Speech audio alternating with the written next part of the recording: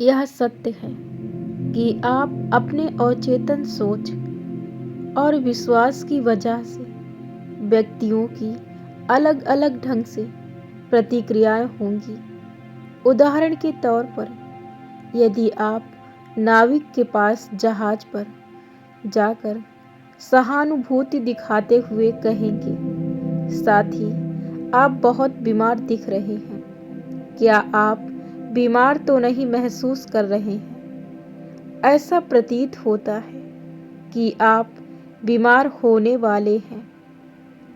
अपने स्वभाव के अनुसार या तो वह आपके मजाक पर हंसेगा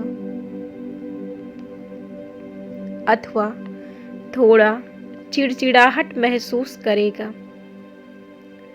आपके सुझाव का उस पर कोई प्रभाव नहीं पड़ा, क्योंकि उसने समुद्री बीमारी को अपने अच्छे स्वास्थ्य की वजह से अनदेखा किया।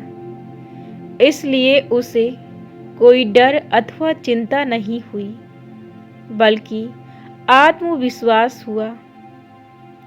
शब्दकोश के अनुसार सुझाव एक ऐसा कृत्य अथवा उदाहरण है जो आप किसी अन्य के दिमाग में डालते हैं।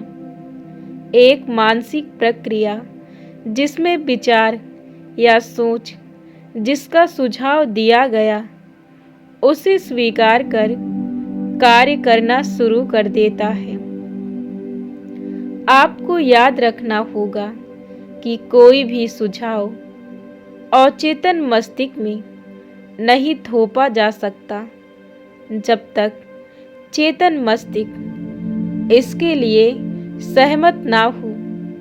अन्य शब्दों में, आपके चेतन मस्तिष्क को दिए गए सुझाव को अस्वीकार करने की शक्ति है। नाविक के संदर्भ में मस्तिष्क को दिए गए सुझाव को अस्वीकार करने की शक्ति होती है। नाविक के संदर्भ में से समुद्री बीमारी का कोई डर भय नहीं था। उसने स्वयं पर इस रोग से मुक्त होने का विश्वास था। इसलिए नकारात्मक सुझाव के पार भय पैदा करने की कोई शक्ति नहीं थी। दूसरे यात्री पर समुद्री बीमारी का सुझाव उसके स्वयं पर इसका भय होने की वजह से बढ़ गया। हम में से प्रत्येक का अपना आंतरिक भय, विश्वास और विचार होता है, और यह आंतरिक सोच हमारे जीवन को नियंत्रित और शासित करती है।